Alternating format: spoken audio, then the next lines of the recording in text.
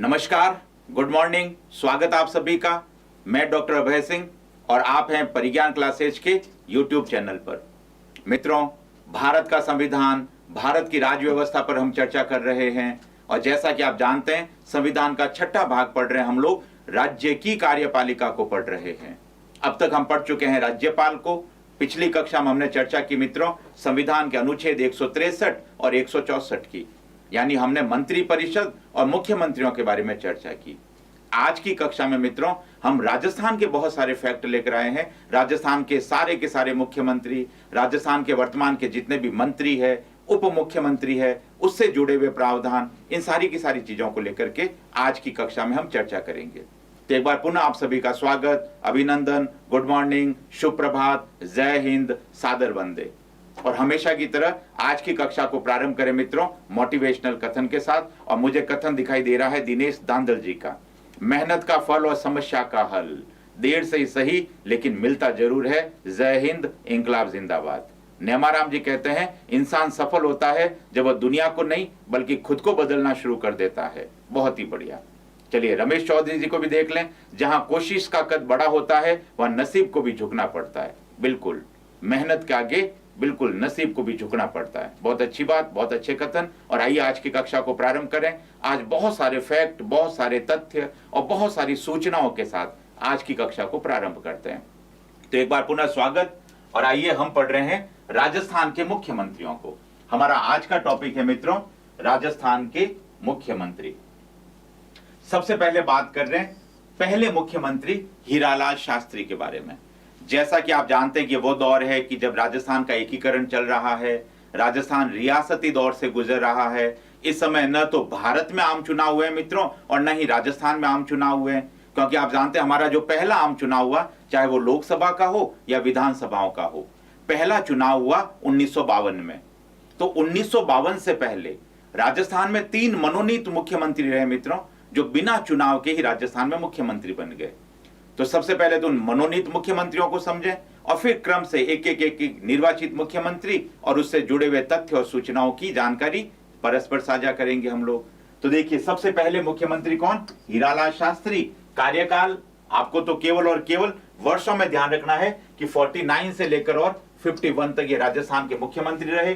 बहुत बड़े स्वतंत्रता सेनानी थे, वनस्थली विद्यापीठ के संस्थापक रहे, आप जानते हैं। और ये राजस्थान के प्रथम मनोनीत मुख्यमंत्री रहे, पहले मनोनीत मुख्यमंत्री।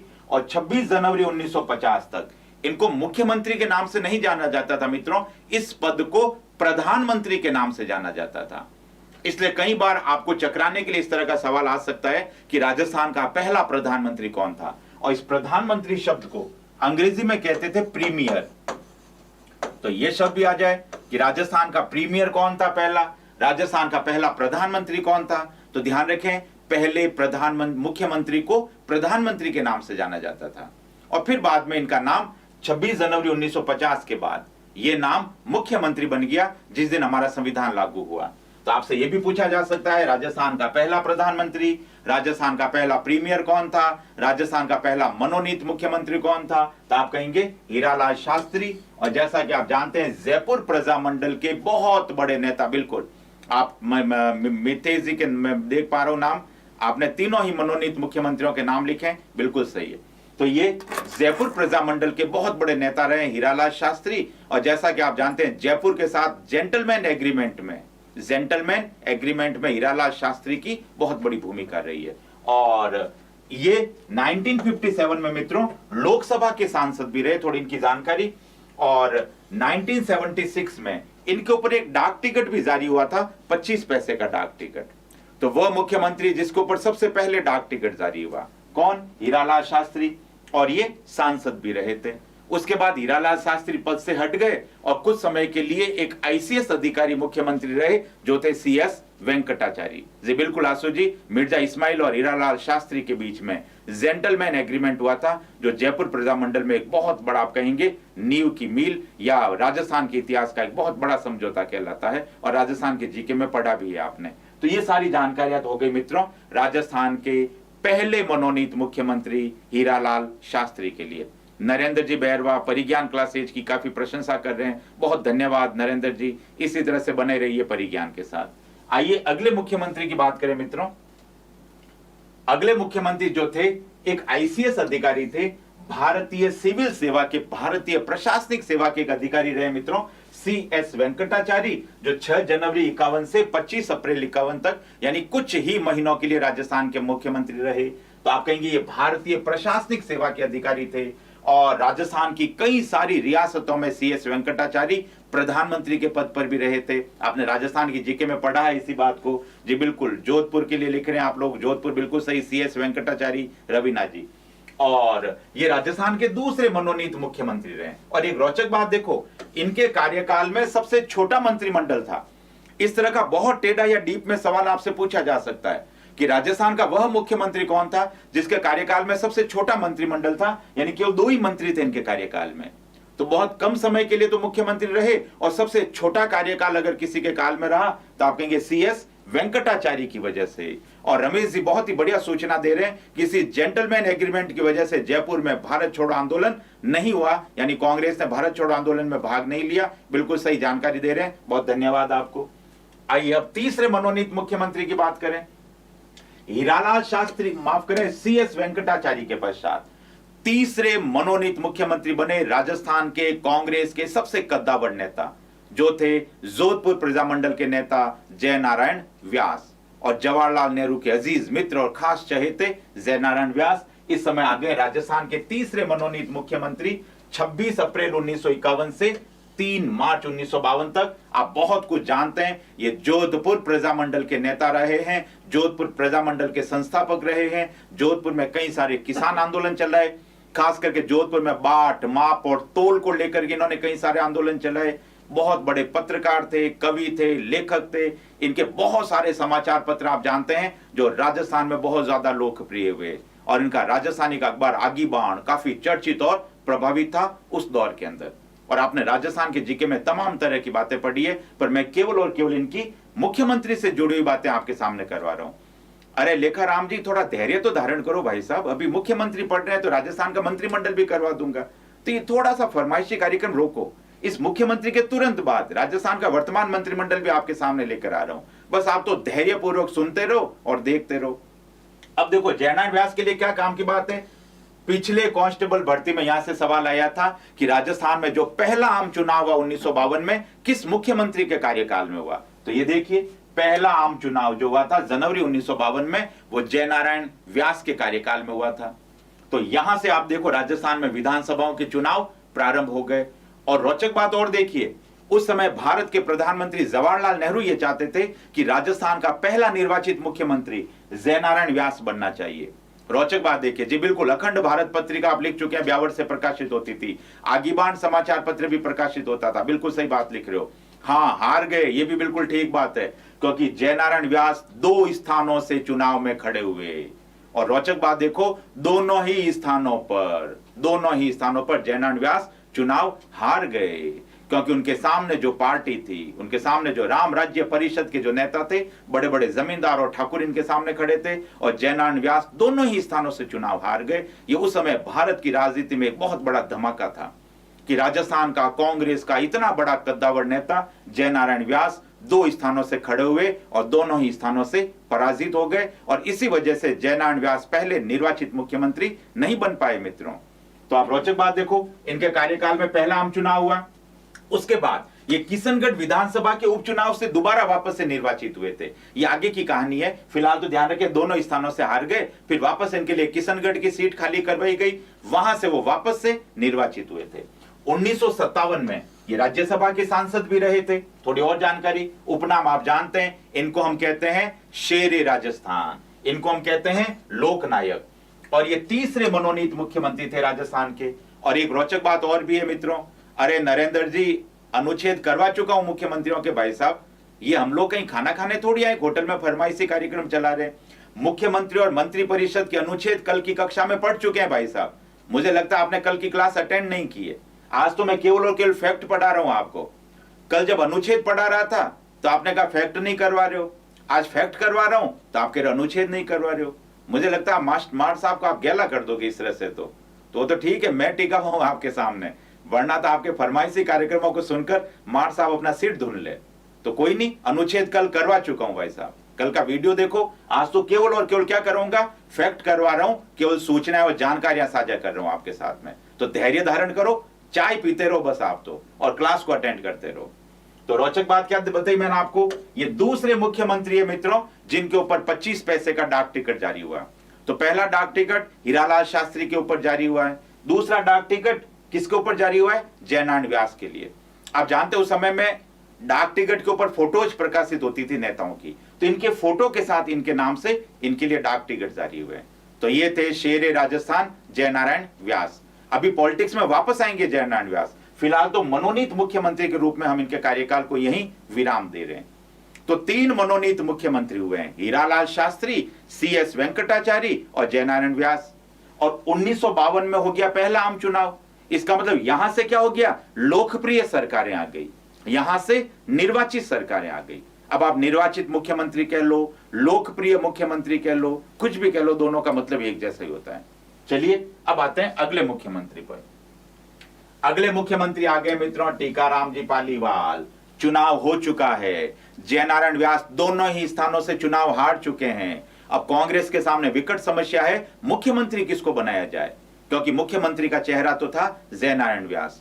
और ऐसी स्थिति में टीकाराम पालीवाल जी, जो मंडावर दौसा से कांग्रेस के बहुत बड़े नेता रहे, टीकाराम पालीवाल को बना दिया गया मुख्यमंत्री।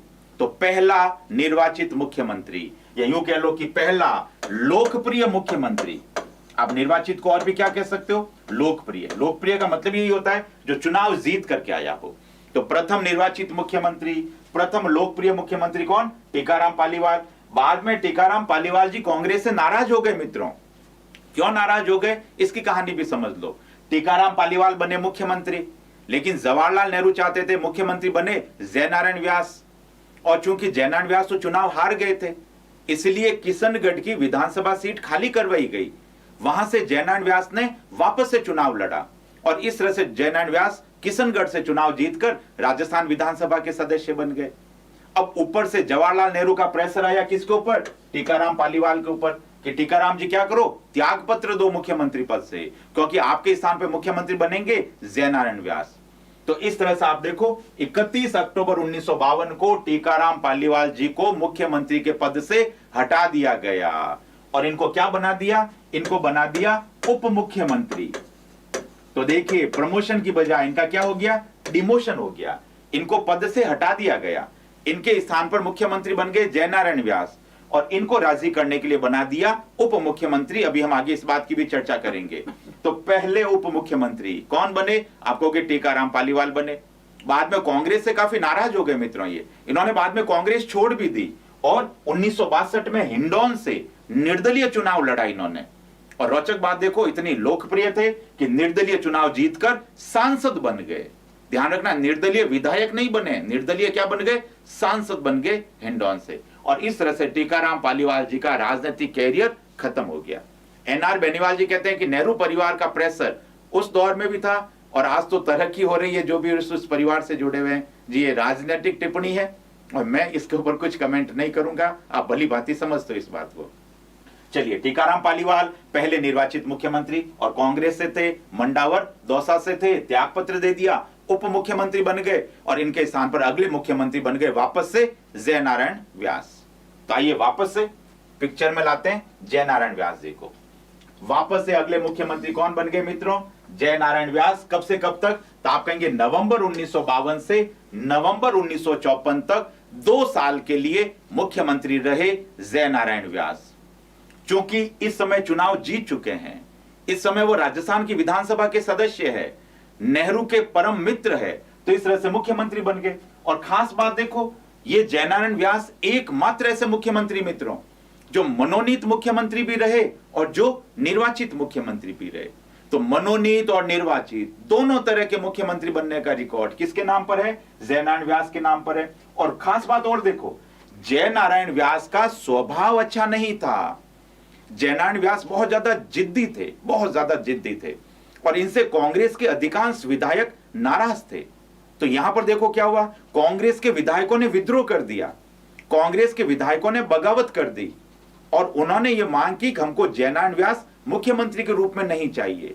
तो खास बात देखो, सरकार कांग्रेस की है, बहुमत सरकार कांग्रेस का है, लेकिन फिर भी जयनारायण व्यास को क्या करना पड़ गया? त्याग पत्र देना पड़ गया।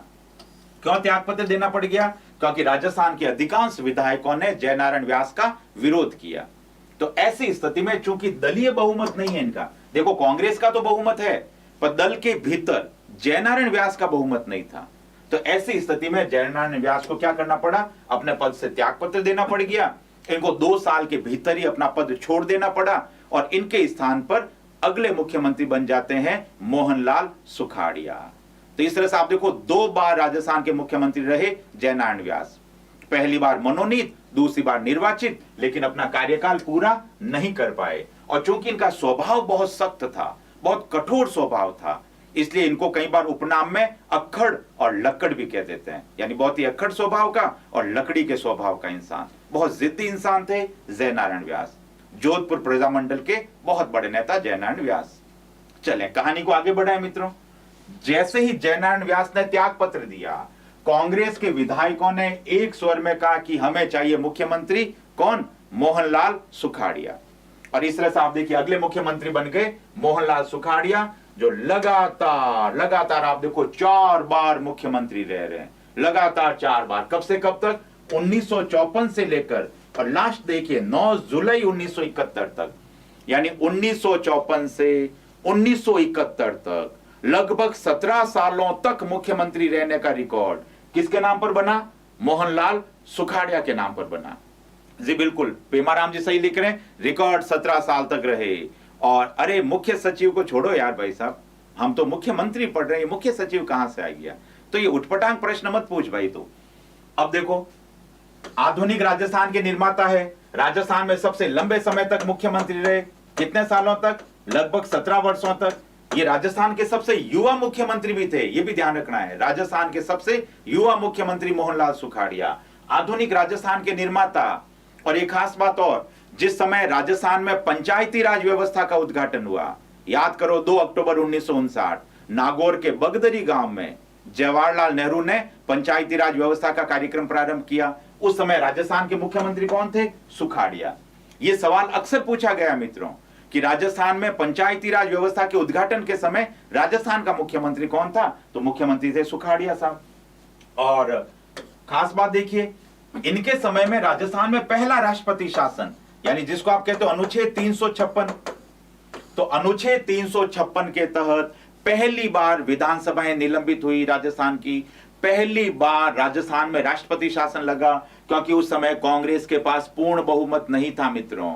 इस समय कांग्रेस के पास बहुमत नहीं था, क्योंकि विपक्ष का जो स्वतंत्र पार्टी थी उसके पास कांग्रेस से भी ज्यादा बहुमत था। लेकिन राज्यपाल ने बजाय स्वतंत्र पार्टी को मुख्यमंत्री बनाने के, कम पार्टी के मोहनलाल सुखाड़िया को मुख्यमंत्री बना दिया। और उस समय सुखाड़िया जी के ऊपर आशीर्वाद था श्रीमती इंदिरा गांधी का। तो इस तरह से कम सदस्य होते हुए भी, छोटी पार्टी होते हुए भी कांग्रेस की सरकार बनी।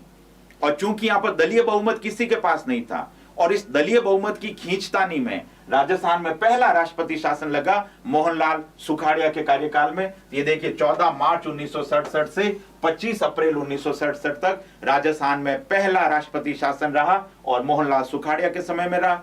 राज्यपाल कौन थे? हम पढ़ ही चुके हैं। इस समय राजस्थान के राज्यपाल थे डॉक्टर संपूर्णानंद।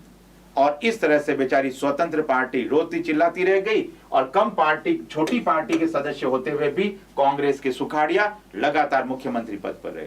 तो आप देखिए 54 से लेकर और 1971 तक लगातार 17 सालों तक राजस्थान के मुख्यमंत्री रहे मोहनलाल सुखाड़िया।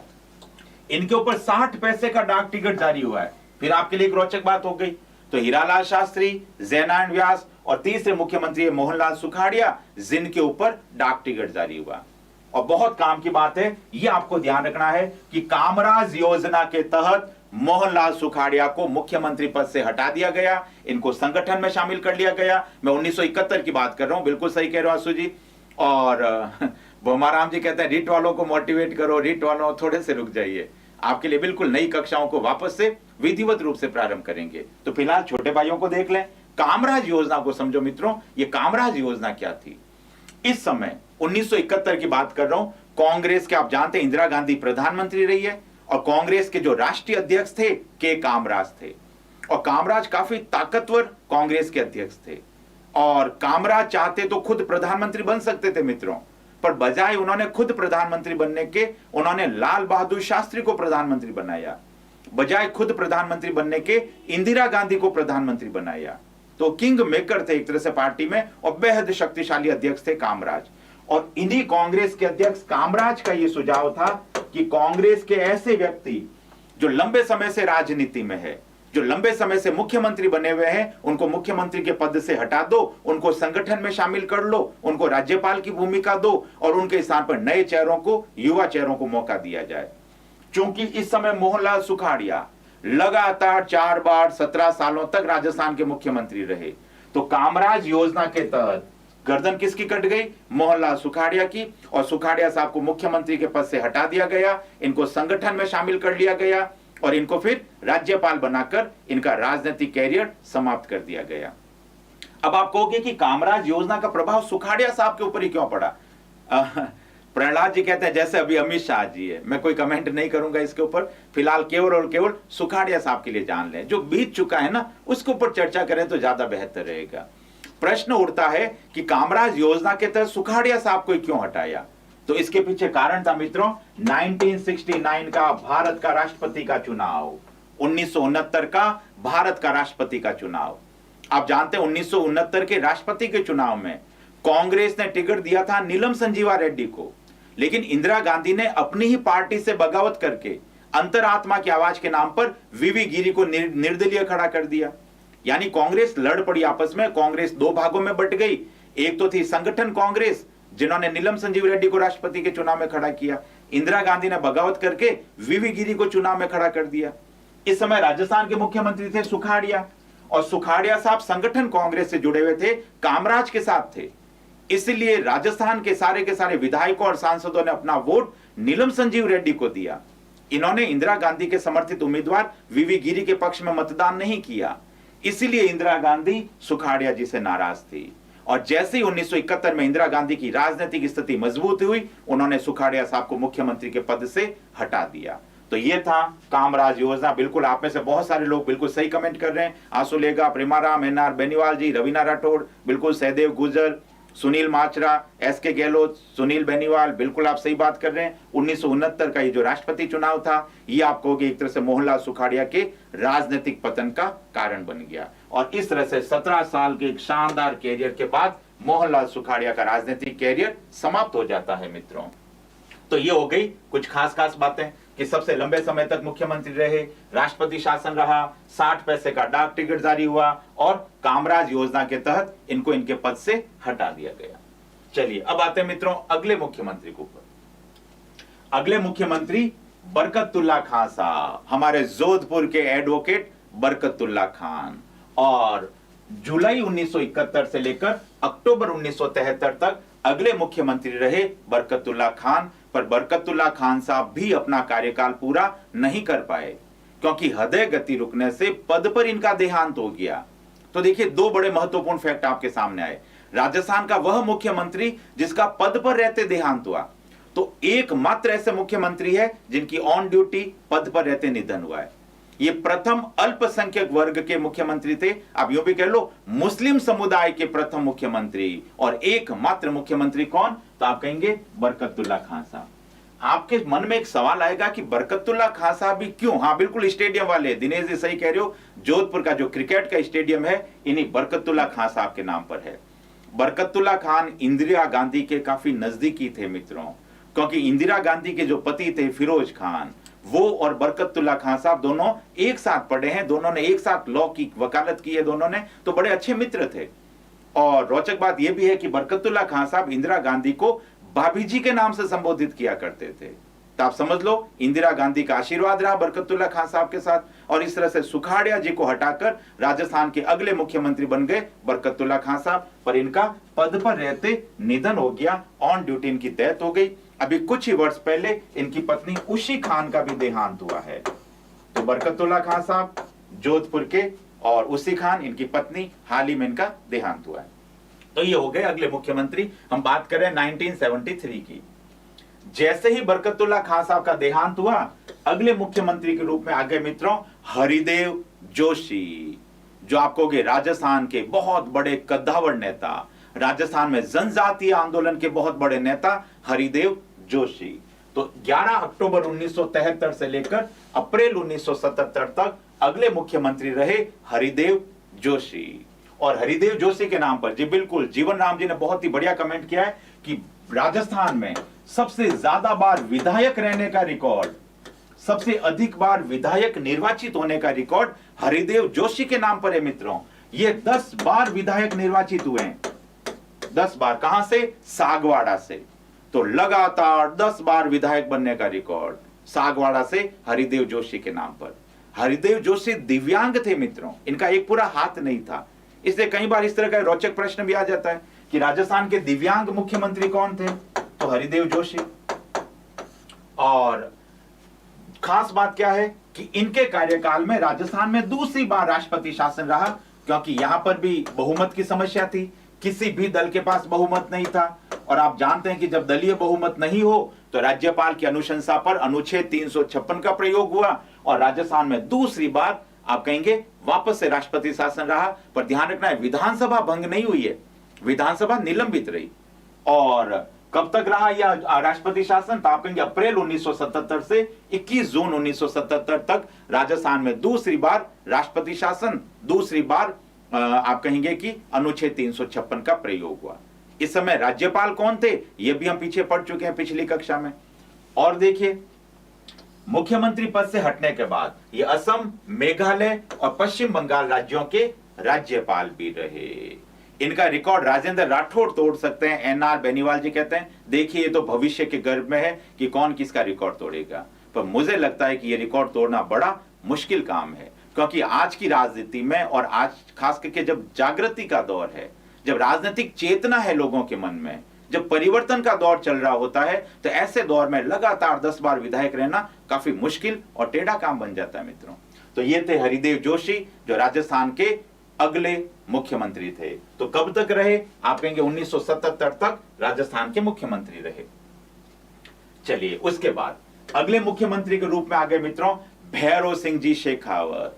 भैरों सिंह जी, आप देखिए 1977, ये 1977 का दौर, आप जानते हैं कि इस समय इंदिरा गांधी ने राष्ट्रीय आपातकाल लगाया था। 1975 से 1977 तक पूरे भारत में कांग्रेस के विरोध में लहर चल रही थी। हेमाराम जी 6 बार हो गए, बिल्कुल हो गए। और अब ज्यादा लंबा राजनीतिक कैरियर हेमाराम जी का कितना रहेगा, अब ये तो भविष्य के गर्भ में है। और इनका उपनाम बाबोसा, बिल्कुल बाबोसा। अब देखिए हुआ क्या, 1977 का दौर चल रहा है मित्रों, पूरे भारत में आपातकाल के विरोध में लहर चल रही है, पूरे भारत में कांग्रेस के विरोध में लहर चल रही है। और जयप्रकाश नारायण के नेतृत्व में आप जानते हैं जनता दल के बहुत सारे घटक दल आपस में एक हो चुके हैं। और इसलिए यहां पर परिवर्तन का दौर आया, क्योंकि बहुत सारे राज्यों में जनता पार्टी की सरकार बनी। देश में मोरारजी देसाई जनता पार्टी के प्रधानमंत्री है। तो राजस्थान में भी परिवर्तन हुआ, राजस्थान में भी कांग्रेस हारी और पहली एक गैर कांग्रेसी सरकार आई, पहली गठबंधन सरकार आई। एक ऐसी सरकार थी जिसमें बहुत सारे घटक दल थे, खास करके जनता पार्टी और इनके साथ में जनसंघ। ध्यान रखना है, इस समय भैरों सिंह जी शेखावत भारतीय जनता पार्टी से मुख्यमंत्री नहीं थे, इसलिए देखो मैंने इनका दल क्या लिखा, जनता दल लिखा है, क्योंकि ये जनसंघ के थे। इस समय भारतीय जनता पार्टी अस्तित्व में नहीं आई है मित्रों। भाजपा तो बनी है 1980 में, इससे पहले भाजपा के जो नेता थे वो जनसंघ के नेता थे, श्यामा प्रसाद मुखर्जी और दीनदयाल उपाध्याय की पार्टी। तो जनसंघ, जनता पार्टी, लोक दल, समझ लो बहुत सारे दलों का ये गठबंधन था। तो राजस्थान की पहली गैर कांग्रेसी सरकार, राजस्थान का पहला गैर कांग्रेसी मुख्यमंत्री, राजस्थान की पहली गठबंधन सरकार, ये सारी चीजें आएगी तो क्या कहोगे, 1977 से 1980 भैरों सिंह जी शेखावत, उपनाम हो गया इनका बाबोसा। और इनके कार्यकाल में तीसरी बार राष्ट्रपति शासन रहा, अनुच्छेद 356 का प्रयोग हुआ, दलीय बहुमत नहीं थे इस वजह से। तो तीसरी बार जो राष्ट्रपति शासन लगा है, कब से कब तक, फरवरी 1980 से लेकर जून 1980 तक तीसरी बार राष्ट्रपति शासन रहा भैरों सिंह शेखावत के कार्यकाल में। और इस समय राज्यपाल थे श्रीमान रघुकुल तिलक साहब। हम पिछली कक्षा में ये सारी बात पढ़ चुके हैं। और एक खास बात और है कि इनके कार्यकाल में पहली बार मध्यावधि चुनाव हुए। देखो मध्यावधि चुनाव का मतलब क्या, मध्यावधि चुनाव से मेरा तात्पर्य है कि यहां पर विधानसभा भंग हो चुकी थी और चूंकि विधानसभा भंग हो गई है, भैरव सिंह जी शेखावत अपना कार्यकाल पूरा नहीं कर पाए। देखिए 3 साल तक ही मुख्यमंत्री रहे और विधानसभाएं भंग हो गई है बहुमत के अभाव में, इस वजह से वापस से चुनाव हुए। तो आपसे पूछ ले कि राजस्थान में पहली बार मध्यावधि चुनाव कब हुए, यानी 5 साल से पहले चुनाव कब हुए, तो आप क्या कहेंगे? 1980 में पहली बार मध्यावधि चुनाव हुए। पुष्पा जी बहुत ही बढ़िया जानकारी दे रही है कि भैरव सिंह जी के टाइम में 2 बार राष्ट्रपति शासन रहा। बिल्कुल सही है, 1980 में भी राष्ट्रपति शासन रहा, 1992 में भी जब राष्ट्रपति शासन लगा तब भी भैरव सिंह जी शेखावत राजस्थान के मुख्यमंत्री थे। यानी ये एकमात्र ऐसे मुख्यमंत्री है भैरव सिंह जी शेखावत जिनके कार्यकाल में 2 बार राष्ट्रपति शासन लगे, पर कार्यकाल अलग अलग थे। अभी तो 1980 का कार्यकाल पढ़ रहे हैं, आगे वापस 1992 का कार्यकाल पढ़ेंगे, वापस से राष्ट्रपति शासन आएगा। प्रहलाद जी कहते हैं कि वीडियो अटक अटक के चल रहा है, क्या वीडियो प्रॉपर चल रहा है? क्या जहां तक मुझे दिखाई दे रहा है बिल्कुल सही चल रहा है वीडियो, मेरी आवाज बिल्कुल प्रॉपर तरीके से सुन पा रहे हैं आप लोग। चलें तो वापस कंटिन्यू आगे करें। एनआर बेनीवाल जी कहते हैं इंदिरा गांधी जी ने सरकार गिरा दी। बिल्कुल, इंदिरा गांधी जी ने बहुत सारी विपक्षी सरकारों को गिराने का काम किया और उसमें राजस्थान की भैरव सिंह शेखावत जी भी थे। इनकी सरकार भी लुढ़क गई, या यूं कह लो इनकी सरकार भी लुढ़का दी गई। चले आगे लिख रहे हैं, बिल्कुल सही, ओके बिल्कुल सही चल रहा है। आगे बढ़ते हैं मित्रों। अगले मुख्यमंत्री थे जगन्नाथ पहाड़िया। जून 1980 से जुलाई 1981 तक, यानी लगभग 1 साल तक राजस्थान के मुख्यमंत्री रहे जगन्नाथ पहाड़िया।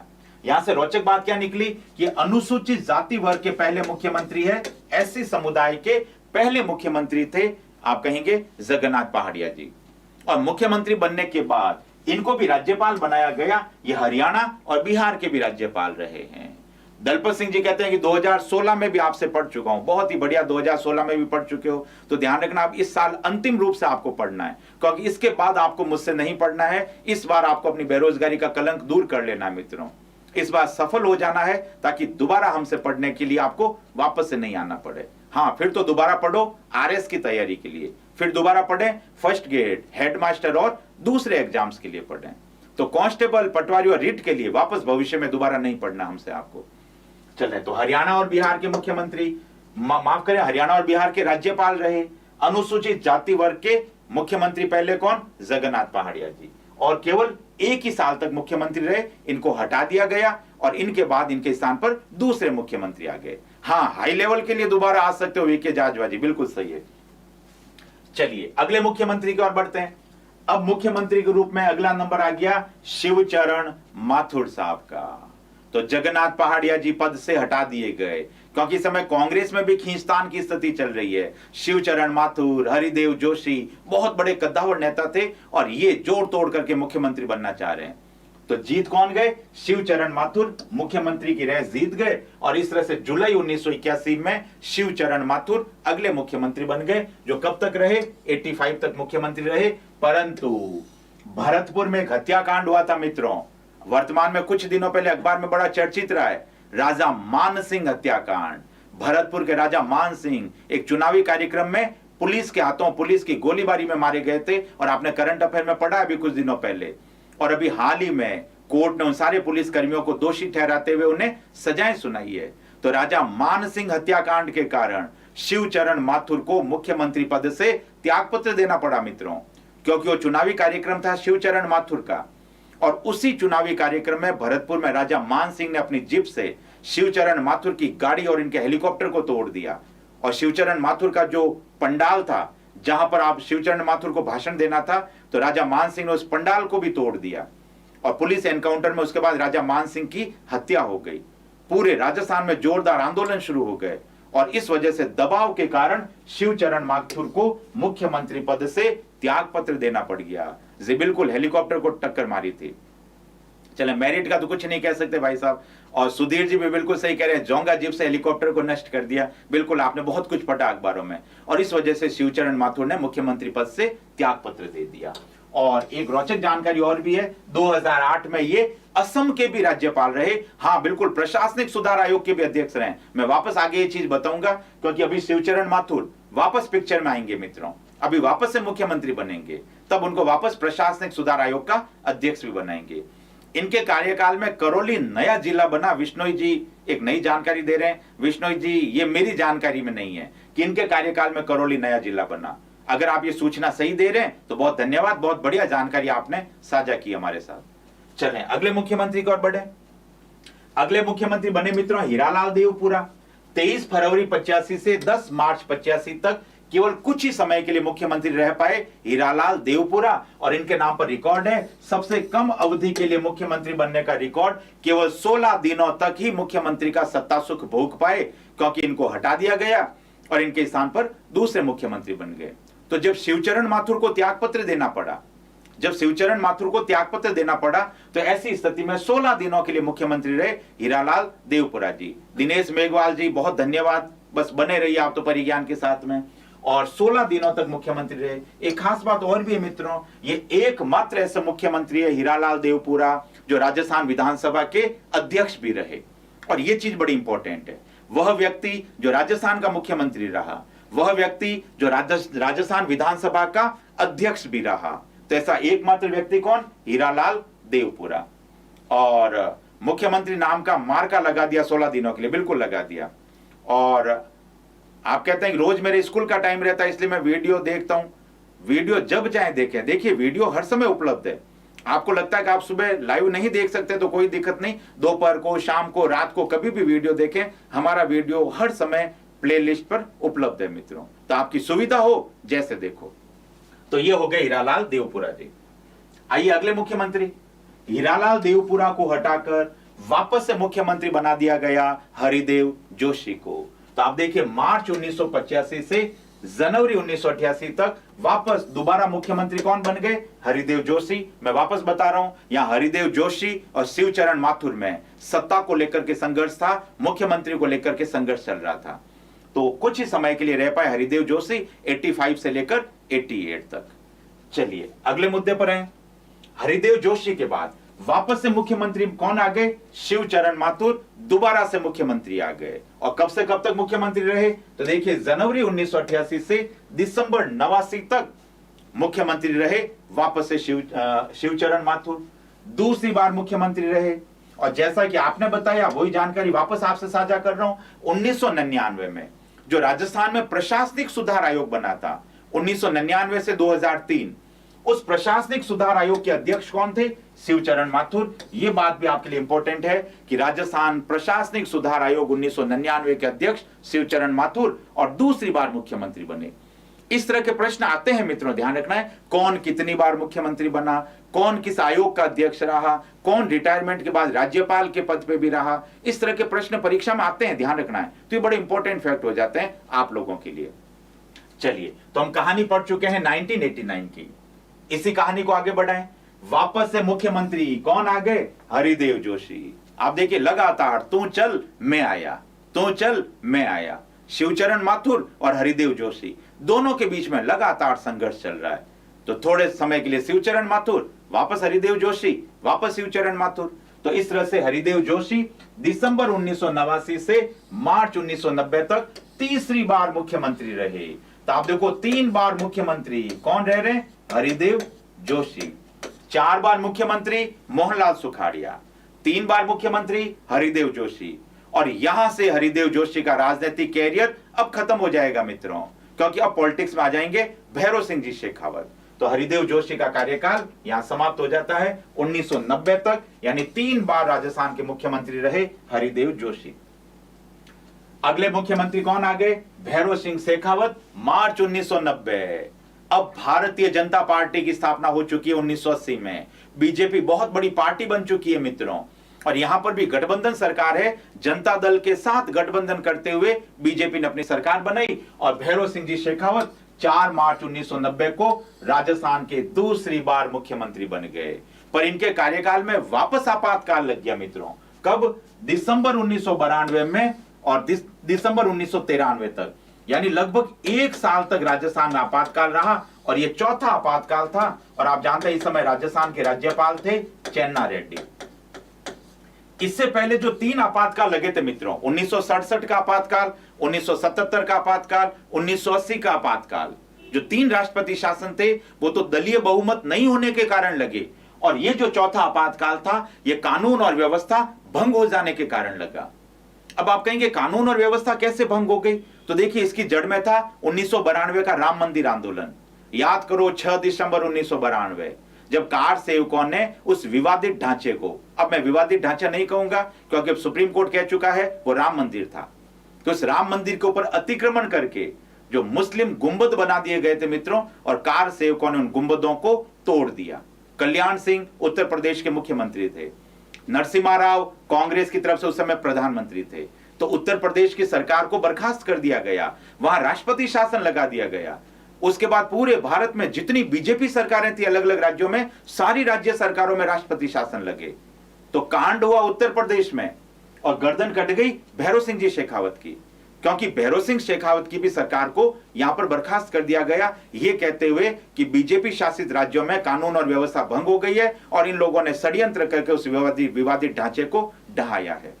तो इस तरह से आप देखिए चौथी बार राष्ट्रपति शासन लग गया, भैरव सिंह जी शेखावत की सरकार लुढ़क गई, बर्खास्त हो गई। और सबसे लंबी अवधि तक आपातकाल कौन सा है? ये 1992 का चौथा आपातकाल। ध्यान रखना है, मैं 356 के अनुच्छेद के राष्ट्रपति शासन की बात कर रहा हूं। तो राजस्थान में 4 राष्ट्रपति शासन लगे अनुच्छेद 356 के, और सबसे लंबी अवधि का आपातकाल ये चौथा आपातकाल था जो 1992 से लेकर और 1993 तक रहा। जैसे ही आपातकाल खत्म हुआ, वापस चुनाव हुए। जनता की सहानुभूति थी भैरव सिंह शेखावत के साथ में, और इस तरह से वापस बीजेपी सत्ता में आ गई और वापस से भैरव सिंह जी शेखावत कंटिन्यू मुख्यमंत्री रह लिए। तो बनाते हैं बाबूसा को वापस से मुख्यमंत्री। तो देखो वापस अगले मुख्यमंत्री कौन? भैरव सिंह शेखावत। 1993 में राजस्थान में चुनाव हुआ, जनता ने बम्पर वोट दिए बीजेपी को, क्योंकि जनता की सहानुभूति थी भैरव सिंह जी के साथ। तो इस तरह से आप देखिए 93 से लेकर और 98, इस बार बाबूसा ने 5 साल का कार्यकाल पूरा किया और ये तीसरी बार मुख्यमंत्री रहे राजस्थान के। तो कितने लोग 3 बार मुख्यमंत्री रह चुके हैं? तो आप देखिए 2 व्यक्ति 3-3 बार मुख्यमंत्री रह चुके हैं, हरिदेव जोशी और भैरव सिंह जी शेखावत, दोनों 3-3 बार मुख्यमंत्री रह लिए। अब आगे अशोक जी की बारी भी आएगी। यहां पर भैरव सिंह जी शेखावत का आप कहोगे मुख्यमंत्री के रूप में कार्यकाल खत्म हो जाता है, क्योंकि उसके बाद वो उपराष्ट्रपति बन जाते हैं, और उपराष्ट्रपति बनकर के आप कहोगे कि राष्ट्रीय राजनीति में आ जाते हैं, और राजस्थान की राजनीति से बाबूसा का आप कहेंगे कैरियर खत्म हो जाता है। तो ये सारी चीजें हो गई भैरव सिंह जी शेखावत के लिए। चलिए अब बारी आएगी एक युवा नेता की, अशोक गहलोत। तो यहां पर देखिए राजनीति में एक नई आंधी आई है अशोक गहलोत के नाम से। वापस से गहलोत जी का जादू चला। वास्तव में जादू गहलोत जी का नहीं था, आपको मैं फिर से बता दूं, ये जो 1998 का कांग्रेस का चुनाव था, ये कांग्रेस ने लड़ा था परसराम मदेरणा के नेतृत्व में। तो ये वास्तव आंधी तो किसकी थी? ये परसराम मदेरणा की आंधी थी मित्रों। इस समय अशोक जी विधायक नहीं थे, अशोक गहलोत ने विधायक का चुनाव नहीं लड़ा। इस समय अशोक गहलोत जोधपुर से सांसद थे, और कांग्रेस ने ये चुनाव लड़ा था परसराम मदेरणा के नेतृत्व में। तो जो पोस्टर थे, जो चेहरा था, वो मदेरणा जी का था। लेकिन जब मुख्यमंत्री बनने की बारी आई तो आशीर्वाद आ गया अशोक जी के पक्ष में, और इस तरह से अशोक गहलोत बन गए मुख्यमंत्री। तो बिना विधायक बने, बिना विधानसभा के सदस्य बने, सीधे ही मुख्यमंत्री कौन बन गए? अशोक गहलोत। तो सांसद पद से त्याग पत्र दिया, सांसद पद से त्याग पत्र देकर मुख्यमंत्री बन गए, और 6 महीने के अंदर अंदर सरदारपुरा की विधानसभा सीट से जो मान सिंह गहलोत की थी उस सीट को खाली करवा दिया, और यहां से उपचुनाव में अशोक गहलोत निर्वाचित हो गए, और इस तरह से मुख्यमंत्री बन गए अशोक गहलोत, जो 98 से लेकर 2003 पूरे 5 सालों तक राजस्थान के मुख्यमंत्री रहे। उपनाम आप जानते ही हैं, इन्हें मारवाड़ का गांधी कहते हैं, इन्हें जननायक कहते हैं, इन्हें जादूगर भी कहते हैं। तो ये थे अशोक गहलोत साहब। तो रोचक बात क्या? तो आप कहेंगे बिना विधानसभा के सदस्य बने, सीधे मुख्यमंत्री कौन बन गए? अशोक गहलोत बन गए। चलें आगे लिखें। और ये गुजर जी भाई साहब, बिना मतलब अनर्गल कमेंट नहीं करें कि आपको ब्लॉक करना पड़ जाए। केवल और केवल अपने टॉपिक पे ध्यान दो, और पढ़ाई के अलावा किसी तरह का कोई कमेंट नहीं करना है। कोई राजनीतिक कमेंट तो जहां तक हो बिल्कुल नहीं करना है, जातिगत कमेंट जहां तक हो बिल्कुल नहीं करना है, क्योंकि ध्यान रखें हम स्टूडेंट हैं, हम पढ़ रहे हैं। तो किसी भी जाति, धर्म और समुदाय को आहत करने वाली, किसी की भावनाओं को आहत करने वाला कोई भी कमेंट नहीं करना हमको तो बहुत खुले दिल से पढ़ना है इन सब चीजों को। चलिए अगली मुख्यमंत्री आ गई वसुंधरा राजे सिंधिया।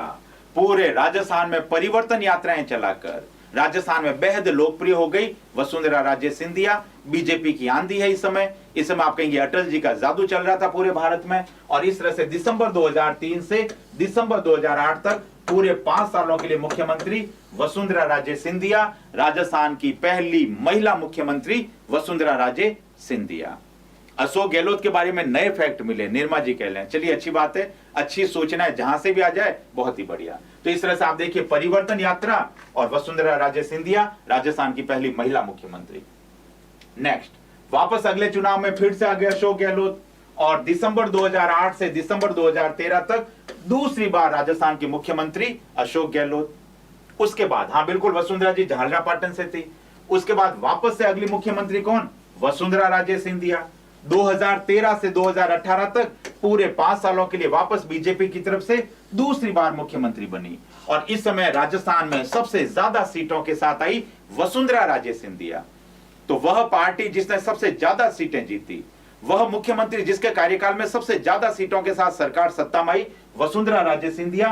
राजस्थान के इतिहास में आज दिन तक कोई भी दल 163 सीटें नहीं जीत पाया है। तो आपको कि बीजेपी की रिकॉर्ड जीत थी, लेकिन अगले चुनाव में वापस बीजेपी को हारना पड़ा और फिर से मुख्यमंत्री बन गए अशोक गहलोत। तो 2018 से लेकर और वर्तमान तक तीसरी बार राजस्थान के मुख्यमंत्री है अशोक गहलोत। तो 3 बार मुख्यमंत्री कौन कौन बन चुके हैं? तो आप कहेंगे 3 बार मुख्यमंत्री बने हरिदेव जोशी, भैरव सिंह शेखावत और अशोक गहलोत, जो वर्तमान में मुख्यमंत्री है, खानपुर से सांसद रहे और 3 बार केंद्र में कैबिनेट मंत्री रहे।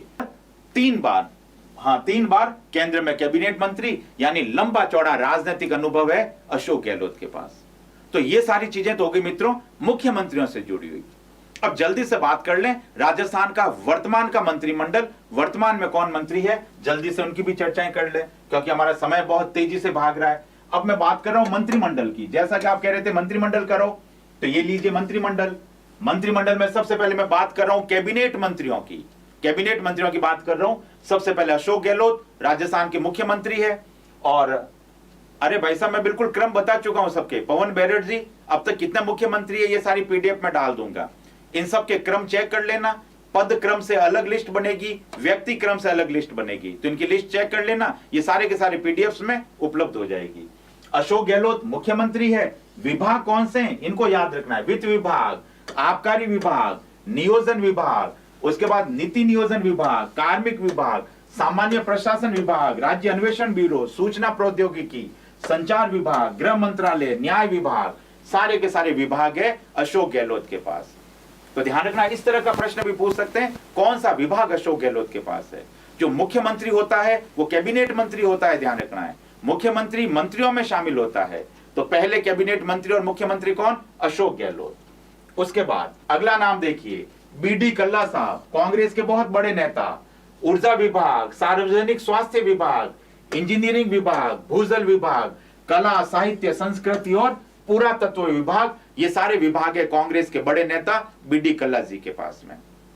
चलिए अगले देखिए कैबिनेट मंत्री शांति कुमार धारीवाल साहब, कोटा से कांग्रेस के बहुत बड़े नेता। बहुत सारे विभाग है इनके पास में, स्वायत्त शासन विभाग, नगरीय विकास, आवासन विभाग, विधि और विधि कार्य विभाग, विधि परामर्श कार्यालय, संसदीय मामलों के मंत्री। तो ये सारे के सारे विभाग है शांति कुमार धारीवाल के पास में। चलिए अगले कैबिनेट मंत्री को देखें। अगले कैबिनेट मंत्री है परसादी लाल मीणा जी, उद्योग विभाग है इनके पास में, राजकीय उपक्रम विभाग है परसादी लाल मीणा के पास। तो बहुत ही कम विभाग है इनके पास में। शांति धारीवाल जी कब से कब तक रहे हैं सर? तो देखिए ये तो कैबिनेट मंत्री के रूप में तो अलग अलग समय में कार्यकाल रहे इनके, पिछली सरकार में भी थे, इस सरकार में भी रहे हैं, तो इनके मंत्रियों के रूप में कार्यकाल नहीं याद रखने हमको। तो मास्टर भंवरलाल मेघवाल, सामाजिक न्याय और अधिकारिता विभाग, आपदा प्रबंधन और राहत विभाग के मंत्री है भंवरलाल जी मेघवाल। तो ये कब से कब तक मंत्री है ये वर्ष नहीं याद रखने, इसमें उलझना नहीं है आपको, केवल ये ध्यान रखना है कौन मंत्री और किस विभाग का मंत्री है, आपको केवल ये याद रखना है। तो भंवरलाल मेघवाल साहब। चले अगले कैबिनेट मंत्री है मित्रों लालचंद कटारिया जी, कृषि विभाग है इनके पास, पशुपालन विभाग है और मछली पालन विभाग के मंत्री भी है लालचंद कटारिया जी, याद रखना है। ये सारी चीजें पीडीएफ में उपलब्ध हो जाएगी आपको। अगले मंत्री देखिए श्री रघु शर्मा साहब, चिकित्सा मंत्री है, काफी सारे विभाग है इनके पास, स्वास्थ्य विभाग है, आयुर्वेद विभाग, भारतीय चिकित्सा विभाग, चिकित्सा और स्वास्थ्य सेवाएं, सूचना और सार्वजनिक संबंध विभाग, और इन सारे के सारे विभागों के मंत्री है श्रीमान रघु शर्मा जी। चलिए रघु शर्मा से आगे बढ़े। कैबिनेट मंत्रियों की बात कर रहे हैं मित्रों। प्रमोद जैन भाया, ये खान विभाग और गोपालन विभाग यानी गायों के विभाग के मंत्री है प्रमोद जैन भाया साहब। ऐप के लिए आपको बताया जा चुका है वीके जाजवा जी, और ऐप बिल्कुल बहुत जल्दी तैयार हो चुकी है। बस बढ़िया मुहूर्त देकर ऐप को लॉन्च करना है, बहुत जल्दी आपको गुड न्यूज दे देंगे ऐप की भी। देखिए अगले कैबिनेट मंत्री है आपके बाड़मेर के हरीश चौधरी जी। राजस्व विभाग है इनके पास में, उपनिवेशन विभाग है, कृषि और सिंचाई क्षेत्रीय विकास का और इससे जुड़ी हुई उपयोगिता विभाग के मंत्री है हरीश चौधरी जी, जो इस समय अशोक गहलोत का आप कहेंगे बिल्कुल दाहिना हाथ है, बहुत ही विश्वसनीय और विश्वस्त सलाहकार है इनके। नेक्स्ट अगले कैबिनेट मंत्री है उदयलाल आंजना जी। उदयलाल आंजना जी जनजातीय विभाग से हैं, ये सहकारिता विभाग, इंदिरा गांधी नहर परियोजना विभाग के मंत्री है उदयलाल जी आंजना जी। सहदेव गुर्जर जी हरीश चौधरी समय नागौर के प्रभारी भी है, बिल्कुल सही जानकारी दे रहे हैं। अगले कैबिनेट मंत्री है मित्रों प्रताप सिंह जी खाचरियावास, भैरव सिंह जी शेखावत के भतीजे हैं ये परिवहन विभाग, सैनिक कल्याण विभाग के मंत्री है प्रताप सिंह जी खाचरियावास। चलें अगले मंत्री को देखो। अगले कैबिनेट मंत्री है श्री साले मोहम्मद साहब, अल्पसंख्यक मामलों के मंत्री है। वक्फ विभाग आप समझ गए, जो मुस्लिम मदरसे और मुस्लिम इस तरह के दूसरे कार्यक्रमों से जुड़े हुए विभाग, तो वक्फ विभाग, जन अभियोजन निराकरण विभाग, इन सारे विभागों के मंत्री है श्रीमान साले मोहम्मद साहब। चलिए नेक्स्ट, अब देखिए ये तो हो चुके हैं कैबिनेट मंत्री, ध्यान रखना है ये सारी सूची अब जो को आपने पढ़ी वो तो थी कैबिनेट मंत्रियों की, काउंटिंग करके रखना कितने कैबिनेट मंत्री है। अब हम बात कर रहे हैं राज्य मंत्रियों की।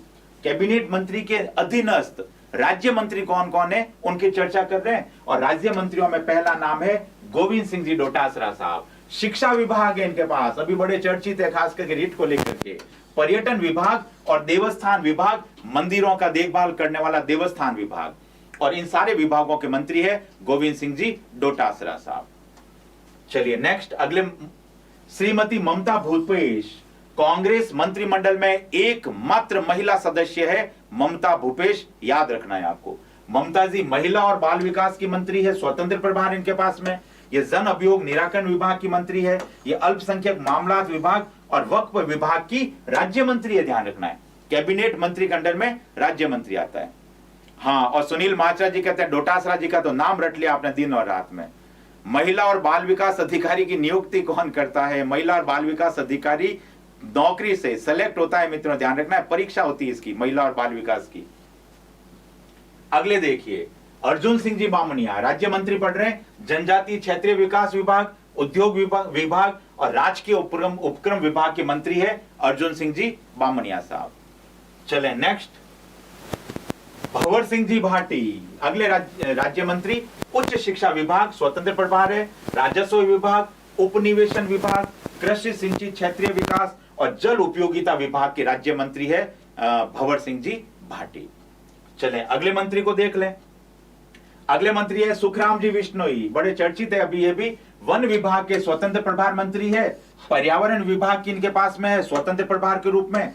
खाद्य और नागरिक आपूर्ति, राशन की दुकानों के भी मंत्री है सुखराम जी, और उपभोक्ता मामलों के भी मंत्री है श्रीमान सुखराम विश्नोई जी। चलिए अगले राज्य मंत्री की बात करें। अगले राज्य मंत्री है अशोक चांदना, युवा और खेल मामलों के मंत्री है अशोक चांदना जी।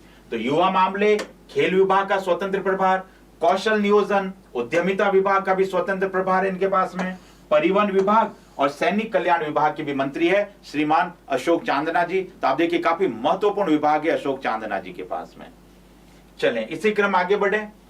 अगले मंत्री है टीकाराम जूली, इनके पास श्रम विभाग का स्वतंत्र प्रभार है। ये कारखाना और बायलर निरीक्षण के मंत्री है, सहकारिता विभाग और इंदिरा गांधी नहर परियोजना के भी राज्य मंत्री है टीकाराम जी जूली। तो ये सारे के सारे मंत्री याद रखना है, इनका विभाग याद रखना है आपको। चलिए अगले मंत्री की ओर बढ़े। अगले मंत्री है श्री भजनलाल जाटव जी। भजनलाल जी गृह रक्षा नागरिक सुरक्षा विभाग के स्वतंत्र प्रभारी है। मुद्रण समझ के, छापाखाना जिसमें कागज छपते हैं, सरकारी मशीनरी, तो मुद्रण और लेखन सामग्री विभाग का स्वतंत्र प्रभार। कृषि विभाग है, पशुपालन और मत्स्य विभाग के भी राज्य मंत्री है ये श्रीमान भजनलाल जाटव जी। चलिए अगले मंत्री की ओर बढ़े। अगले मंत्री है राजेंद्र सिंह यादव। राजेंद्र सिंह जी आयोजना यानी जनशक्ति विभाग स्वतंत्र प्रभार है। स्टेट मोटर गैराज जहां से सरकारी गाड़ियां चलती है इनके प्रभारी मंत्री है। भाषा विभाग है इनके पास में। सामाजिक न्याय और अधिकारिता के मंत्री यानी अनुसूचित जाति और जनजाति कल्याण के मंत्री जी। बिल्कुल धनतेरस पर ऐप लॉन्च किया जाएगा, आपने तो एडवांस में भविष्यवाणी कर दी है, तो निश्चित रूप से आपने भविष्यवाणी की है तो ऐसा ही होगा, निश्चिंत रहें आप। चलिए अगले मंत्रालय की ओर बढ़े। अगले मंत्री है डॉक्टर सुभाष गर्ग। ये तकनीकी शिक्षा विभाग के स्वतंत्र प्रभारी मंत्री है। संस्कृत विभाग के मंत्री है। चिकित्सा और स्वास्थ्य विभाग के राज्य मंत्री है। आयुर्वेद और इन सारे डिपार्टमेंट के भी राज्य मंत्री है और जनसंपर्क विभाग के भी राज्य मंत्री है डॉक्टर सुभाष गर्ग साहब। ये जितने भी मंत्री पढ़ रहे हो मित्रों, ये सारे के सारे राज्य मंत्री है। और अंत में ये सारे तो हो गए राज्य मंत्री, तो आपको ध्यान रखना है कितने कैबिनेट मंत्री है, कितने राज्य मंत्री है और किसके पास कौन सा विभाग है। चलते चलते अंतिम बात, अब हम बात करें राजस्थान के उप मुख्यमंत्रियों की भी। उप मुख्यमंत्री का संविधान में कोई उल्लेख नहीं है। देखो समय पूरा हो रहा है इसलिए थोड़ा तेज चल रहा हूं। उप मुख्यमंत्री का संविधान में कोई उल्लेख नहीं है, यह गैर संवैधानिक पद है और केवल आप यूं कह लो राजी रखने के लिए, लॉलीपॉप देने के लिए उप मुख्यमंत्री बनाया जाता है।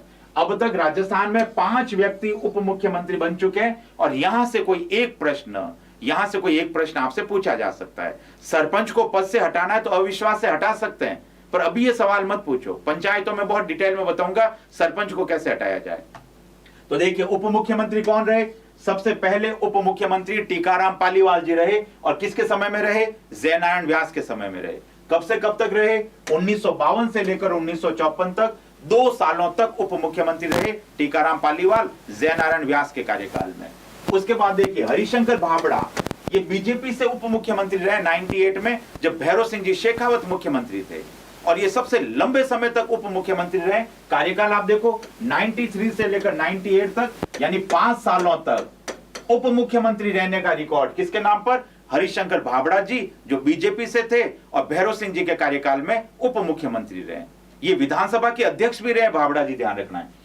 उसके बाद बनवारी लाल बैरवा जी कांग्रेस से थे और अशोक जी के कार्यकाल में 2002 से 2003 तक यानी लगभग 1 साल तक उप मुख्यमंत्री रहे बनवारी लाल बैरवा। उसके बाद कमला बेनीवाल, इनको भी अशोक गहलोत जी ने अपने कार्यकाल में कुछ ही महीनों के लिए उप मुख्यमंत्री बनाया। आप देखिए जनवरी 2003 से दिसंबर 2003 कमला बेनीवाल उप मुख्यमंत्री रही। इसका मतलब 2003 में अशोक गहलोत के कार्यकाल में 2 उप मुख्यमंत्री थे, बनवारी लाल बैरवा और कमला बेनीवाल दोनों ही उप मुख्यमंत्री रही 2003 अशोक जी के कार्यकाल में। और इस कमला बेनीवाल को याद रखना है मित्रों, क्योंकि राजस्थान की पहली महिला मंत्री भी रही है। जब मोहनलाल सुखाड़िया मुख्यमंत्री थे तो कमला बेनीवाल राजस्थान की पहली महिला मुख्यमंत्री रही है और बाद में ये राज्यपाल भी रही है गुजरात और मणिपुर जैसे बहुत सारे राज्यों की। तो अंत में सचिन पायलट साहब वापस से कांग्रेस के हैं और 2018 से जुलाई 2020 तक अशोक गहलोत के कार्यकाल में ही उप मुख्यमंत्री रहे और अभी अपने पद से त्याग पत्र भी दे चुके हैं। तो ध्यान रखना है अशोक गहलोत के कार्यकाल में सबसे ज्यादा उप मुख्यमंत्री बने, पहले 2 और फिर सचिन पायलट। खास करके सचिन जी को याद रखना है, सचिन पायलट का कार्यकाल रहा दिसंबर 2018 से जुलाई 2020 तक। इसका मतलब अब तक 5 उप मुख्यमंत्री बन चुके हैं, 5 में से 4 कांग्रेस के रहे हैं, 1 बीजेपी का रहा है। ये स्लाइड्स, ये पीडीएफ आपके सामने है, बड़े आराम से देखना। सबसे लंबा कार्यकाल किसका रहा, उप मुख्यमंत्री के रूप में सबसे छोटा कार्यकाल किसका रहा, ये घर से बड़े आराम से बैठकर देखते रहना। फिलहाल इतना ध्यान रखना है, उप मुख्यमंत्री का संविधान में कोई उल्लेख नहीं है। उप मुख्यमंत्री गैर संवैधानिक पद है और अब तक राजस्थान में 5 व्यक्ति जिसमें एक महिला भी शामिल है उप मुख्यमंत्री रह चुकी है। तो मित्रों घड़ी बार बार इशारा कर रही है, समय पूरा हो चुका है। आज हमने राजस्थान के बहुत सारे तथ्य पढ़े, आज हमने राजस्थान के मुख्यमंत्रियों को पढ़ा, वर्तमान की मंत्रिपरिषद को पढ़ा, हमने उप मुख्यमंत्रियों को पढ़ा। आज की बात को यहीं समाप्त करें मित्रों, कल ठीक इसी समय इसी प्लेटफॉर्म पर वापस आपसे मुलाकात होगी। तब तक के लिए बने रहिए परिज्ञान के साथ, जुड़े रहिए परिज्ञान के साथ। अगली कक्षा में राम रतन जी राजस्थान के भूगोल को लेकर आपके सामने उपस्थित होंगे। तब तक के लिए नमस्कार, धन्यवाद, शुभ प्रभात।